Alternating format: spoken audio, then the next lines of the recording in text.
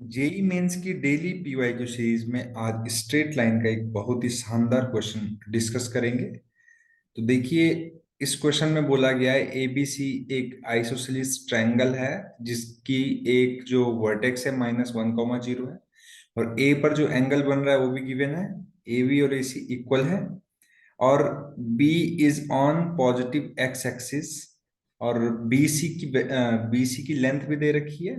और बोला गया है कि जो बीसी है वो इस लाइन को अगर अल्फा कॉमा बीटा में कट करती है तो बीटा की पावर 4/अल्फा स्क्वायर की वैल्यू क्या होगी।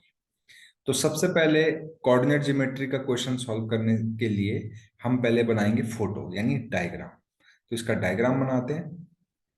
तो इसने बोला है कि -1,0 पर ए है, बी जो है पॉजिटिव एक्स एक्सिस पर है, ये भी इसने बोला है। साथ ही साथ एंगल 120 डिग्री बन रहा है ए पर, ये भी इसने बोला है क्वेश्चन में। तो उन सबको हम रिफ्लेक्ट करवा लेते हैं अपने क्वेश्चन में। तो इस तरीके से बन गया, ये वाली साइड और ये वाली साइड बराबर है, तो फिर ये वाला एंगल और ये वाला एंगल भी बराबर होगा, क्योंकि ये 120 डिग्री है और ट्रायंगल की इंटरनल एंगल का सम 180 होता है। तो अगर ये और ये बराबर है तो 60 है दोनों का सम, तो 30-30 हो जाएगी। साथ ही साथ इसका हम नामकरण भी कर लेते हैं। साथ ही साथ 4√3 इसकी लेंथ है, ठीक है। और एक लाइन है जो इसको कट करती है, वो भी मैं ड्रॉ कर देता हूं। थोड़ा सा मैंने यहाँ पर, ये लाइन है y = x+3। अब ये जो लाइन है इसको, ये बीसी वाली जो लाइन है ये अल्फा कॉमा बीटा पर कट कर रही है, ये जो पॉइंट है। तो आपको इस एक्सप्रेशन का वैल्यू फाइंड करना है। तो देखिए, अगर आपको दो लाइन का पॉइंट ऑफ इंटरसेक्शन फाइंड करना है तो दोनों की इक्वेशन आपको पता होनी चाहिए। तो इसकी इक्वेशन आपको पता है और इसकी इक्वेशन हम पता करेंगे, और फिर उनका पॉइंट ऑफ इंटरसेक्शन निकाल लेंगे। तो सबसे पहली बात अब यहाँ पर यह है कि हमें पॉइंट ऑफ इंटरसेक्शन निकालना है, उसके लिए हमें इक्वेशन ऑफ बीसी चाहिए। और किसी भी लाइन का अगर इक्वेशन चाहिए तो आपको एक स्लोप चाहिए और एक पॉइंट चाहिए। तो अब क्या मुझे इसका स्लोप पता है? तो देखिए, ये है पॉजिटिव एक्स एक्सिस। तो पॉजिटिव एक्स एक्सिस के साथ जो एंगल लाइन बनाती है उसको, उसका हम टेंजेंट ले लेते हैं। तो अगर ये 30 डिग्री है तो ये 150 डिग्री होगा, है ना। तो ये जो लाइन है m = 10 of 150 निकाल लेंगे हम। 10 of 150 क्या होता है? 10 of 180 -30, यानी कि 1/-1/√3। क्या आ जाएगा? -1/√3। अब हमें ये पॉइंट फाइंड करना है, मतलब कोई सा भी एक पॉइंट मिल जाए बी और सी में से, तो मेरा काम बन जाए। क्योंकि मुझे एक स्लोप चाहिए, किसी भी लाइन का इक्वेशन लिखने के लिए एक स्लोप चाहिए होता है और एक पॉइंट चाहिए होता है। क्योंकि ए और बी, आप देख सकते हैं, ए और बी दोनों एक्स एक्सिस पर है। अगर ये -1,0 है और ये समथिंग कॉमा जीरो है, लेट से x,0 है या a,0 है, तो हमें एक्चुअली क्या निकालनी है? ये डिस्टेंस निकालनी है। अगर ये डिस्टेंस निकल गई तो इसका x कोऑर्डिनेट निकल आएगा, क्योंकि y कोऑर्डिनेट तो 0 होता है एक्स एक्सिस में। बस मुझे x कोऑर्डिनेट चाहिए।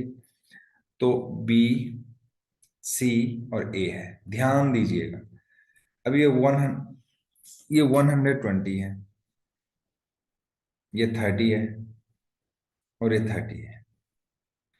मेरा काम है कि मुझे ए बी का, मेरा जो अभी एम है, मुझे ए बी की लेंथ चाहिए। कई तरीके से निकाल सकते हैं, लेकिन सबसे आसान जो तरीका है वो होता है सॉल्यूशन ऑफ ट्रायंगल से आता है। सॉल्यूशन ऑफ ट्रायंगल में एक चीज पढ़ाई जाती है, साइन रूल। साइन रूल क्या बोलता है? देखिए, साइन रूल बोलता है, जैसे कि मैंने स्मॉल सी के सामने वाली साइड की लेंथ सी बोली, स्मॉल सॉरी बी के सामने वाली साइड की लेंथ को स्मॉल बी बोल दिया, बाकी ए के सामने वाली को हम एक्चुअली ए बोलते हैं, और ए की वैल्यू गिवन है। तो साइन रूल बोलता है कि a upon sine A is equal to b upon sine B equal to c upon sine C होता है, अकॉर्डिंग टू साइन रूल। ठीक है, तो एक्चुअल में मुझे तो ये c की वैल्यू चाहिए भी, है ना। तो मैं क्या कर लेता हूं, इनमें से किसी दो रिलेशन को यहाँ पर यूज कर लेता हूँ, जैसे कि a अपॉन साइन है, तो a की जगह पर क्या आएगा, 4√3 अपॉन साइन ए की वैल्यू है 120, तो 120 डिग्री इज इक्वल टू, मुझे c चाहिए तो c अपॉन साइन सी की वैल्यू है 30 डिग्री। इसको सॉल्व करूंगा, 4√3 और साइन 120 होता है साइन 180 माइनस 60, तो sine 60 √3 upon 2 is equal to c upon 1/2। और 2 से 2 कट गया, √3 से √3 कट गया, c की वैल्यू 4 आ गई, यानी ये वाली लेंथ 4 आ गई। क्योंकि a का कोऑर्डिनेट 1,0 था, आप x कोऑर्डिनेट में 4 राइट की तरफ चले तो आपको ये मिलेगा 3,0। सिंपल। अब आपके पास BC का स्लोप भी है और B पॉइंट भी है, तो आप BC का इक्वेशन लिख सकते हैं। तो B पॉइंट जो है 3,0 है और M की वैल्यू आपके पास -1/√3 है। इक्वेशन ऑफ BC लिख लीजिए। तो इक्वेशन ऑफ BC क्या आएगा, y minus y1 is equal to m times x minus x1 वाले फॉर्मूले से y-0 इज इक्वल टू -1/√3, और x को x लिखिए और x1 को 3 लिख लीजिए। अब इसका क्रॉस मल्टीप्लाई जब आप करेंगे तो ये आएगा √3y is equal to -x+3। सबको एक ही साइड ले आइए तो ये हो जाएगा x+√3y इज इक्वल टू 0। ये आपके BC का इक्वेशन हो गया। और आपको इस लाइन का और y is equal to x+3 line का पॉइंट ऑफ इंटरसेक्शन निकालना था, तो दोनों को सॉल्व कर दीजिए।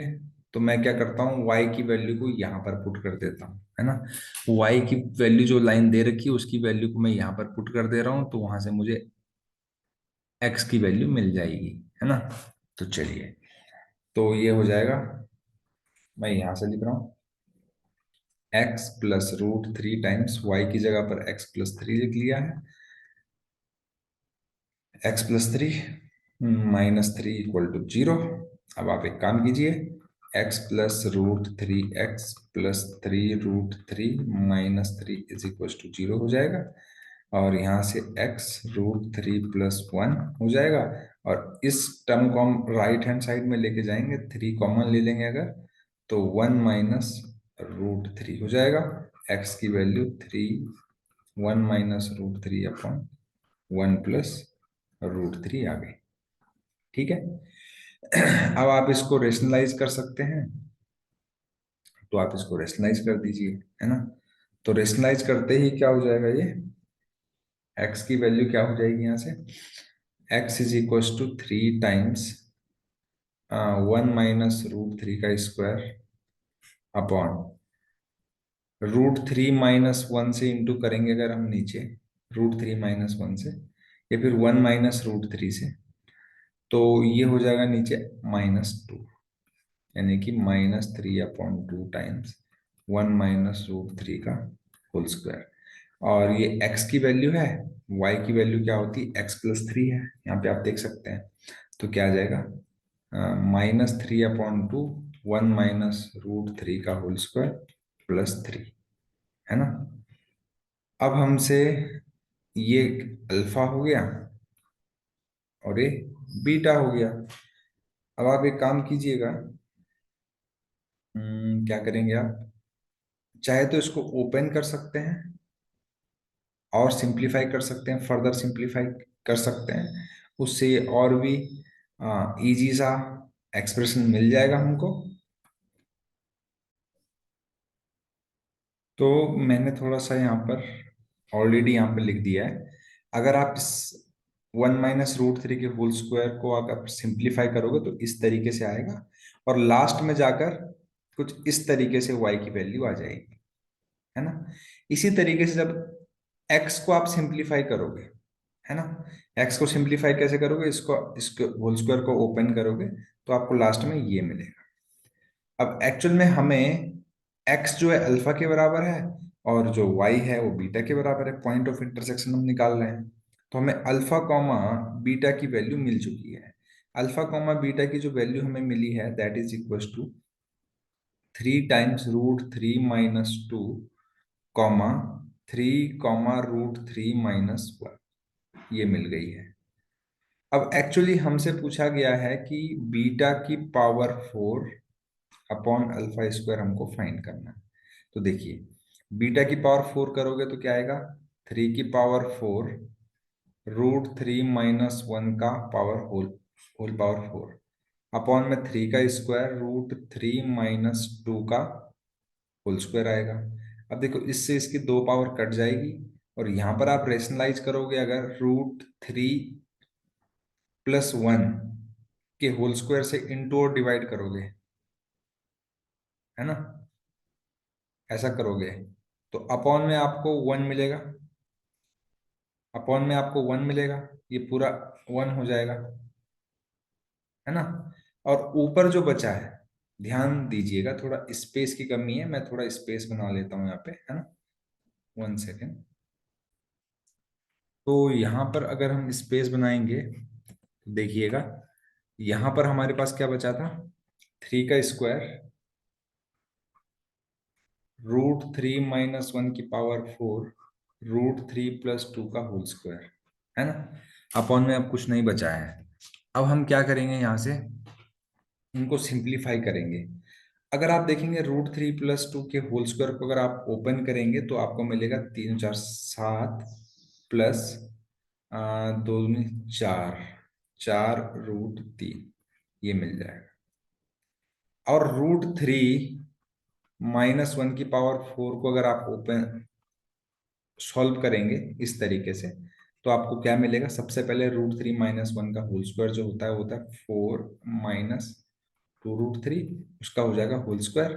और जब इसको ओपन करोगे, 4 का स्क्वायर 16 और 2 √3 का स्क्वायर जो होता है वो होता है 4 × 3 = 12 माइनस 4 × 2 = 8 16 √3, ये आ जाएगा, यानी कि 28 - 16 √3, है ना।